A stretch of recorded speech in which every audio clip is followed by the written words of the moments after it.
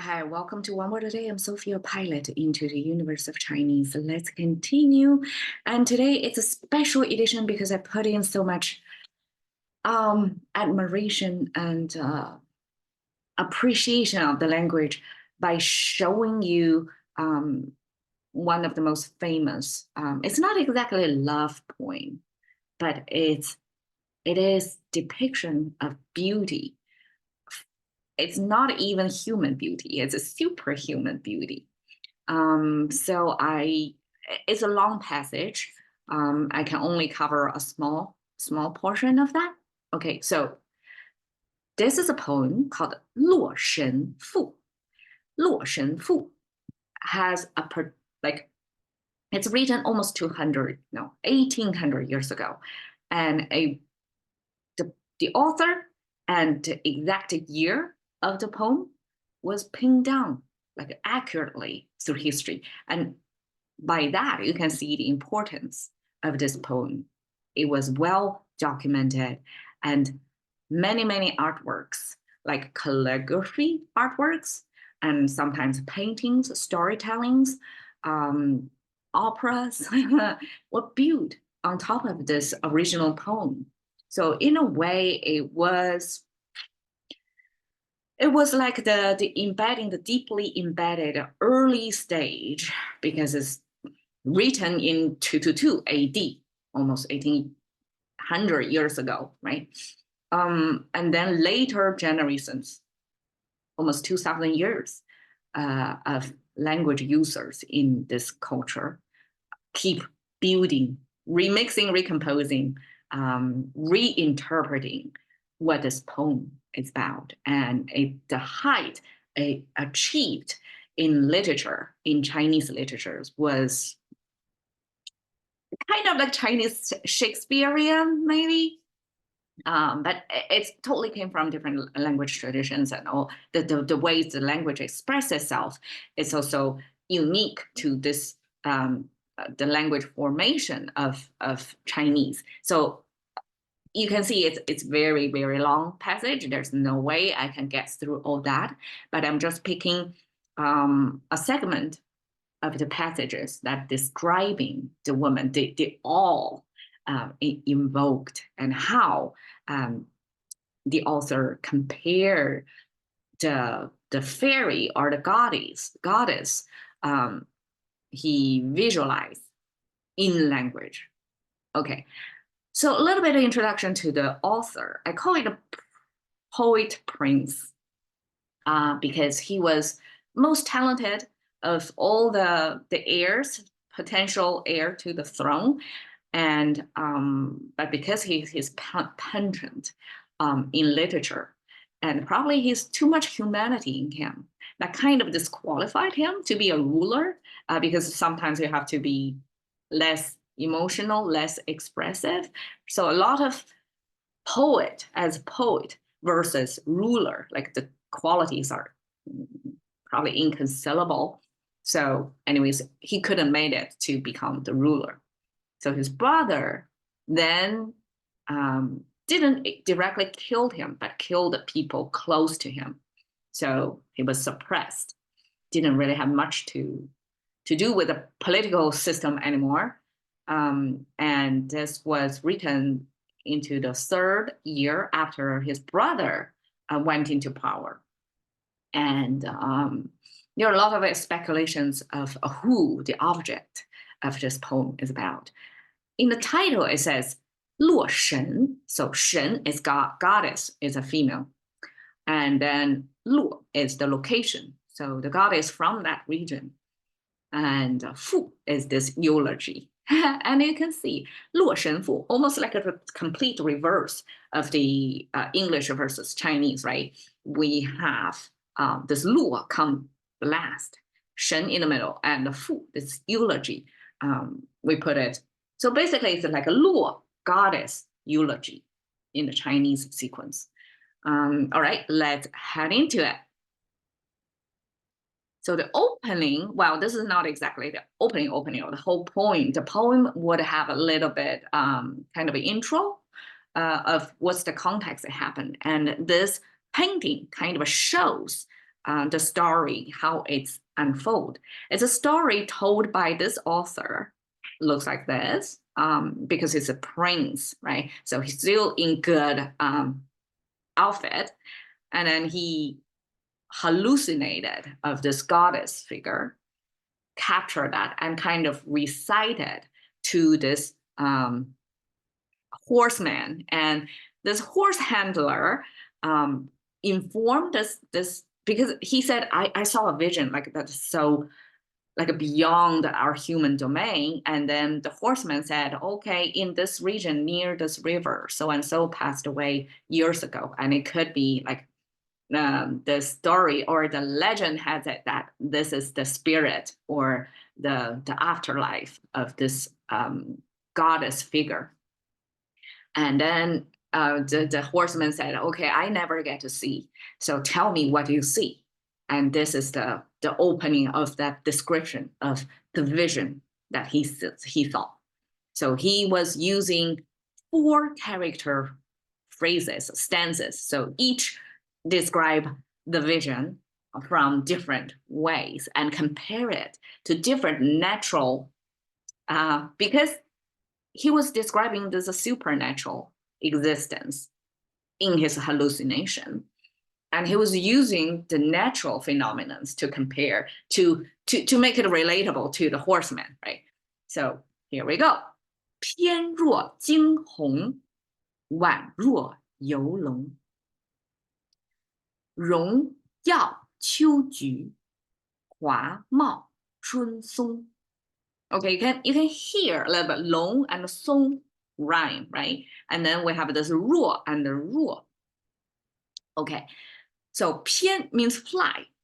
And as a Chinese, without knowing what kind of fly that is, we see the feathers in here. So that's related to, something related to bird, right? It's flying. And 若 means comparison. Fly like a startled swan. So 惊 is like caught off guard, startled. And 鸿, well, it could be a swan or heron. So I recently had a close encounter of a heron. Came to the shore, looking at the bush. I thought herons only capture fish, right? But it turned out they're veggie eaters as well. So the heron was kind of posing, like reaching out toward a bush, a plantation on the shore. And I was riding past that, and I noticed I stopped. And I stay close to see what's happening there. And then as I approach a little bit, I try to inch toward the heron. The heron got startled, realized I was probably like 10 feet away, and then fly away. And that moment in my mind, kind of like this 翩若惊鸿, startled heron, fly away very elegantly. It's not like a retreat. It's not like because the heron probably inherently know that I have no way to capture. And it flew away in such a, take off the ground with quick strokes so that he can get into the air. And once in the air, it can glide through the air like that. So I was puzzling over this 翩, like what kind of fly?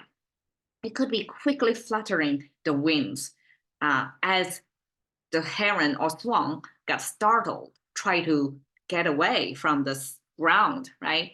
At the beginning of the off ground, it's just like airplane taking off, right? There were this explosive energy, quickly fluttering the wings. And once it gets to the air, and then it can ride the air almost in such an elegant way. So in this one word, 翩, we can view it almost both like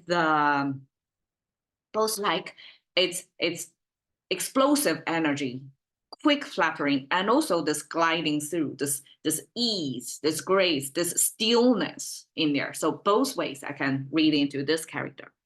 婉若游龙, I translate it as undulate, because Okay, I also had a close encounter. Not exactly dragons, because long actually is a dragon, and probably Chinese got a lot of dragon from the snake image. So I actually translate a swimming snake. A snake swimming in the water, I haven't seen, but I recently came across a snake crawling, zigzagging, like do it's a snake slithering thing across the road. Also on my bike, I saw the snake doing that, and I was mesmerized by how the snake was moving through space so gracefully as well as quickly. And snakes don't go straight lines, right? Either in water or on land, and they always undulate. And here, the poet compared this vision as if it's a bird, has the lightness and explosiveness of the birds, and also the snake. And I want to point out the two forms of dance, because we're talking about the movement here, either through flying or this undulating. So this flying, this bird, it's more like a ballet, the Western form of dance. That's you have to have your torso fixed, and then you use your arm a lot, your legs a lot. And in the swan lake, right, that's the kind of posture, the elongated female figures train the ballerina posture that's representing this both explosiveness and the stillness, as if like it's very light and effortless, but behind it, there's a lot of accurate muscle work. And this undulation is more like a belly dance that actually human beings, I later realized that we have our torsos, our vertebrae, because we evolved from the earlier creatures that got vertebrae, spine work like snake. But eventually when we have limbs, this spine work was, the spine structure was less used. Even if we may have muscles built around the spine, we don't really use it. But belly dance is a dance form that kind of less emphasize on the limbs, the legs or arms. It does have arm movement, but more on the undulation of your spine. And you're using the spine as your artistic expression to undulate through space. And so the arms, the back of the arms is almost like a bird. So through evolution, we also share this bird-like, this, in our language, we also have a spread your wings, right? As if our arms are wings. And it could possibly be the evolutionary other possibilities of we share this same anatomy with birds, with our arms. So our wings are kind of like our arms. Their wings kind of our arms. And we have the spine work as well. So compare it to bird or snake. This vision, it's possible. And it's at the same time unhuman, because humans, we rarely, ballerinas through decades of training got into this bird-like arm work. And belly dancers also train a lot to unlock the muscles, the nerves around the spine to expressively undulate like a snake. So this almost an unhuman movement from these two express from the opening of this description, it emphasizes its supernatural or superhuman existence through the movement, through this connection to its ancient existence as a bird, as a snake, now as human. It somehow preserves their movements on that goddess. Okay, 荣耀秋菊. You can see the sun symbol over there. So you have the tree symbol. The tree flourish, grow And yao means the sun shines on supposedly the trees, the plantations, and all that. 秋菊. So if ever take note of the chrysanthemum during the fall season, they are bright, bright yellow color. And here it's comparing the shine, the beauty of that vision to chrysanthemum, even more shine. And then compare the hua. If rong is about the leafy part, hua is more the floral part of the, both use a plant image to compare to humans. I mean, it's this superhuman being. Mao means how the, I guess, flora, if it's a flowering, how blooming or thriving that is. So I translate it as outgrow. In the springtime, this pine tree. So Chinese like to use a pine tree image a lot. And I don't remember I ever have a close observation of pine trees in the springtime, but I assume they grow most in the springtime. So when within that glimpse of this goddess figure, the poet can already tell the vision is growing, like outgrowing. That's because growing is over time, right? And only within a short time can the poet already see. I mean, if it's bright, it's about the lightness we can see. But how can it outgrow within such a short time? So this is a artistic expression to mean the vitality, even if this is a apparition, supposedly a dead thing. That's a vision. It's a girl drowned in river, like probably hundreds of years ago, and people have the legend.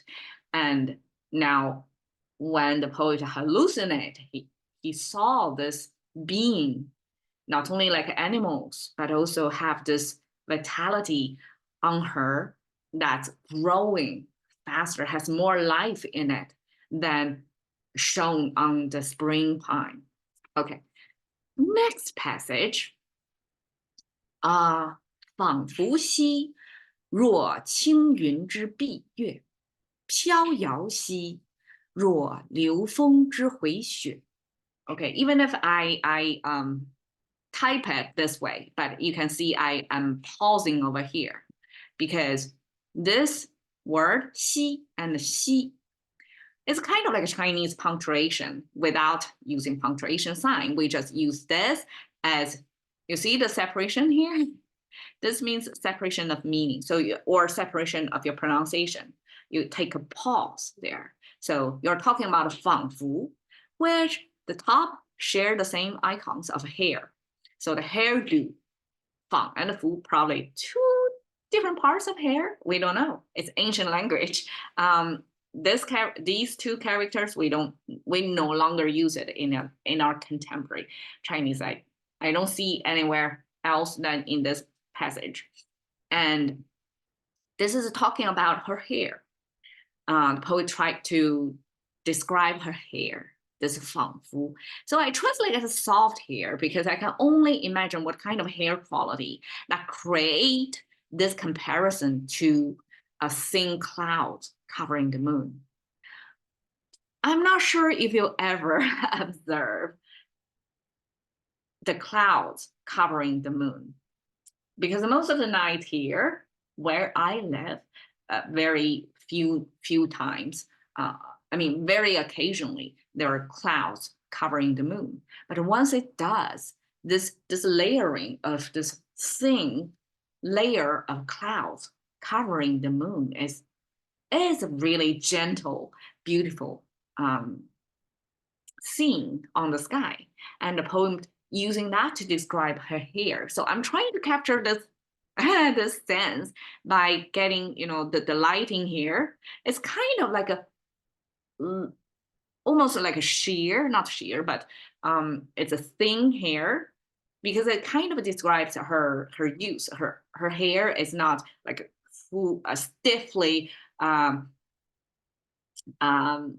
bundled together, but actually have this puffiness, have like aerial or lightness or thinness, as if it's covering her like a semi. You can see her skin through the hair a little bit. By the way, it's one type of a beauty industries standard to create this aerial flow of hair sense. Okay, anyways, 飘摇兮. So 飘摇兮, I translate her gentle sway. So in the previous, we have the bird or snake-like movement. And here it's not exactly comparing to animals, but we're describing her gentle because it's a vision. It's not a human the poet actually see. It's her a vision floating in the air, almost like, right? So there is this 飘摇. It's not fixed in one space. It's kind of moving through space. You can hardly pin it down. So it has this 飘摇兮若流风之回雪. And you can see this pairing, 轻云 and, okay, 之 and 之. Okay, this provides the language structure that 轻云 and 流风 both describing this cloud or wind natural phenomenon, and then what they do is described after this 之. Okay, so 蔽日 is covering the moon, right? And 回雪 means it's swirling. So the snow doesn't move by itself. It has to be played, swirled by the wind, right? So that's implied in there. So 流风, 流 means a floating air, floating wind. Would do that to the snow to make it swirling. It doesn't go in one direction. It goes back and forth or spiraling in the air. And that describes the way her move is totally undetermined. It's totally random, as if it's a snow swirling. Okay. And now we are having her describing her, I mean, the poet describe her in another way to say, okay, if you look from afar, 远而望之, 皎若太阳升朝霞. 皎, I translate as illuminates because it does have this whiteness, or this sun symbol have a sun ray coming out of it. So this is sunlit, shining on something. It shows the illuminates. Okay, 太阳 is contemporary Chinese actually. We still call 太阳 as the sun. So we translate, we use 太阳 to just, there's no ambiguity in there. It's the sun, the one and only sun. That's 太阳升朝霞. So 朝霞 is the sunrise, cloudy sky that's reflecting the sun that's not above the horizon yet. So when the sun is just around the corner of the horizon, the sun ray reach us, the viewers, not directly to our eyes, right? It's reflected, it's bounced off the layers in the atmosphere to create this splashing colors. I translate it, it's a little bit of my work there. The colors, variations through the sky. You don't see the sky change colors that much when the sun goes out. The sun goes out, it becomes direct sunlight. Whatever the light is shining, then you see the object as in sunlight. That's the one, like, deterministic color on an object. But if the sun is not out there yet, it's before the sun rises up at the horizon, that's when you see color change. You see color variations through the sky. And this is the comparison to the vision you saw. That if you see from afar, as if it's a sunrise, colorful. So it creates almost the environmental background of this existence or the vision, as if it's a sunrise. And 迫而察之, so 迫 means if you're approaching her, getting close. 察观察 means observe. If you observe up and close, you go closer. Excuse me. 灼若 you see the fire symbol on the left side, so it's something burning, right? 灼若芙蕖出渌波. Okay, translate as scorches. Okay, so if from afar, it's like 朝阳, right? It's like morning sun. It doesn't really burn your skin. But if you get closer, you feel the burn. It scorches you. So that's what 灼 is. 芙蕖 is lotus. 出 Chinese have a whole aesthetic tradition about this lotus appreciation. If you see Japanese garden, I guess, Chinese garden as well, sometimes they have this tiny little pond, have lotus in there. That's an aesthetic thing in Chinese culture.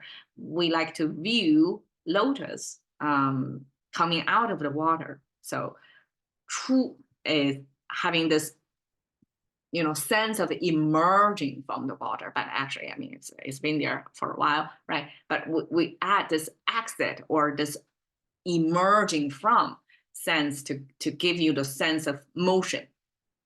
渌波 is clear water, and 波, you see both of them share this water sign, right? Both of them share this water sign.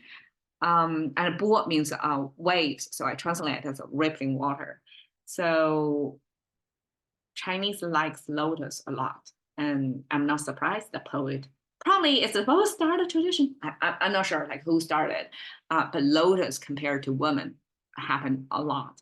And 芙蕖出渌波 give you the sense of it's quiet, but it's quietly burning you.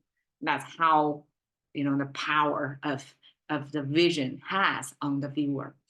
Just use this 灼. Okay, so that's part one. Tomorrow I'm going to do a little bit more. I hope through looking through the poem, such an influential and beautifully written passage, almost 2,000 years ago, we can kind of see the aesthetic, the taste of when a poet, actually a poet from a political powerful family background, but kind of didn't make it, and then turn into like his poetness still exists, and in like 2,000 years later, like who cares about his once appointed as a king brother? Like nobody cares about that ruler. We have like how many rulers? Probably hundreds of rulers over time, longer or shorter reign of their ruling season. Like we don't really give that much, but a poet like him, just one, and such a poem thousands of years later, people still appreciate.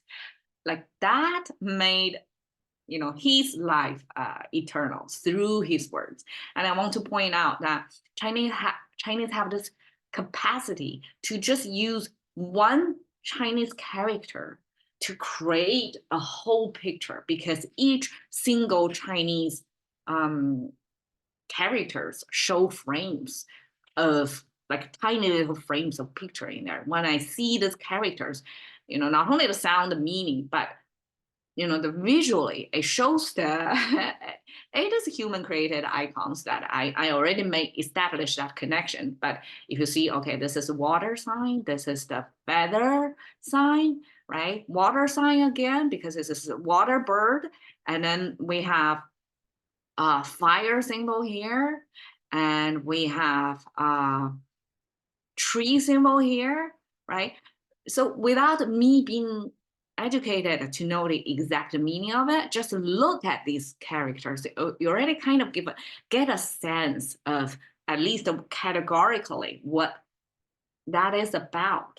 And then you kind of have a higher definition of what is exactly about that. What kind of bird, what kind of dragon is a snake, right? What kind of a plant